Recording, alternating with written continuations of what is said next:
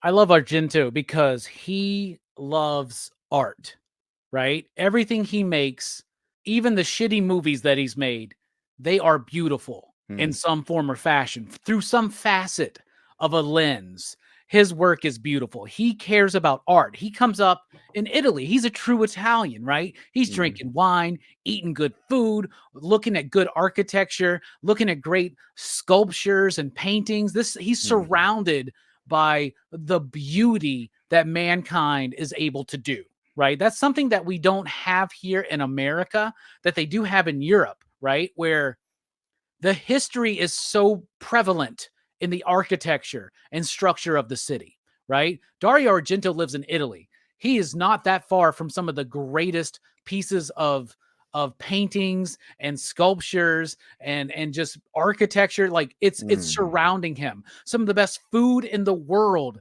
comes from Italy, right? The culture there is a culture of pleasure, a culture of necessity, a culture that's blue collar and like white collar all kind of wrapped up, where even if you're at the lowest rungs of the social ladder, you still appreciate good food, good art, right? And Argento was making art. He's making something beautiful, and he loves doing that with truly bizarre topics. He's doing these truly bizarre, gnarly, gross, subversive, transgressive, and in-your-face movies, but he's doing it with this sense of, we're making a piece of art.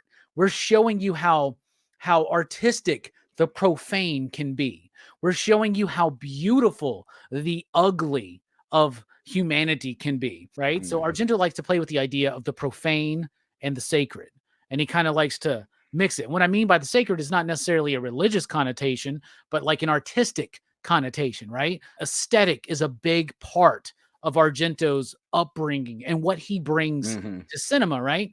And so in his movies, he's always playing with really gross things in beautiful ways, whether it's maggots infesting a witch dance school coven, right? Or whether it's a beautiful woman crawling through sewage. And like, he likes to play with these kind of juxtapositions. And he does that here with Jenifer, where Jenifer is a beautiful woman with a very vigorous sex drive, right? She's like the ultimate butterface. Yeah, no kidding. Yeah, but a very gnarly, terrifying, grotesque, monstrous face. But it works because what it does is it makes us unnerved. It titillates us. It also makes us very disturbed. And it shows us that there's a very fine line, a very small, thin membrane between disgust and titillation. Some things that can excite me can repulse another person, right? And that's something that he's playing with here that I think he played with throughout his entire career. So that's who Argento is. He is a maverick filmmaker who will do what he wants to do, however he wants to do. And unlike some people, some of his contemporaries, as much as I love John Carpenter, he's like the jobber. He gets in there and gets the job done and does it perfectly well. George A. Romero's kind of like that as well, right? Toby Hooper, some of these dudes, they have that blue collar aspect, but Dario Argento brings along with that maverick, do whatever the fuck it takes, be subversive, be transgressive, push those boundaries, those same kind of tenets that Romero and Craven and Hooper and Carpenter have. He does it with a true European artistic flair that never comes across as ultra pretentious.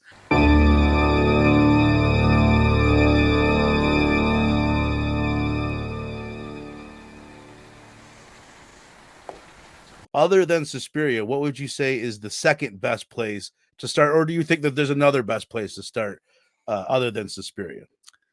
Honestly, Suspiria is where I started, and I do think that's a good place to start.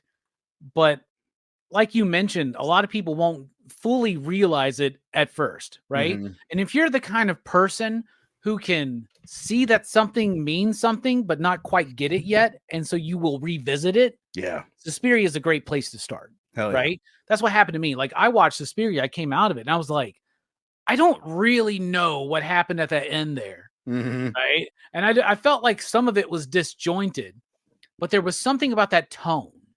It was mostly the cinematography, the colors, and the music. In fact, our screens right now look like we're in an Argento movie. I definitely noticed that.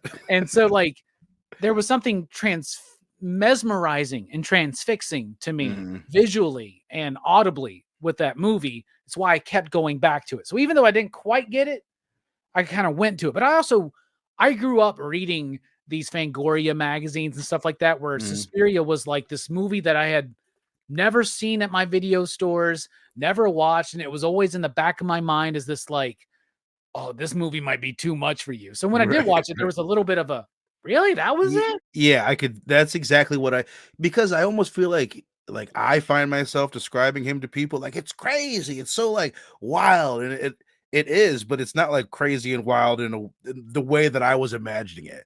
Yeah. Like a big thing and why I say it's kind of jarring to start with Suspiria and then maybe go to the Giallo work that he did is because exactly what you said with these colors. If you go into Suspiria and you fall in love with the lighting and then you go watch Deep Red, you might be taken aback at first by how it's lit. It's something totally different, but totally amazing at the same time. And most of his films are shot that way.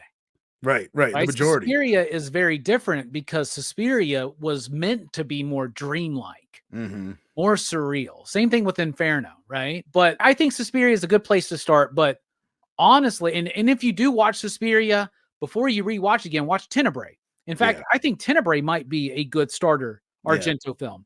But honestly, Verno, at this point in my life, I think the best thing to do is watch Bird with the Crystal Plumage, watch Deep Red, watch Suspiria, watch Tenebrae.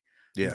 That's the 4 right there. And that 4 shows the evolution of Argento. And then everything else kind of fits in between that stuff. Because to be honest, those are the top 4 and nothing else he's done. As much as I love opera, as much as I enjoy Phenomena, as much as I like Dark Glasses, right? As much as I like Cat o' Nine Tails, those movies, like it's Deep Red, first of all, Bird with the Crystal Plumage, Deep Red, Suspiria, and Tenebrae. That's the Mount Rushmore to me of Argento.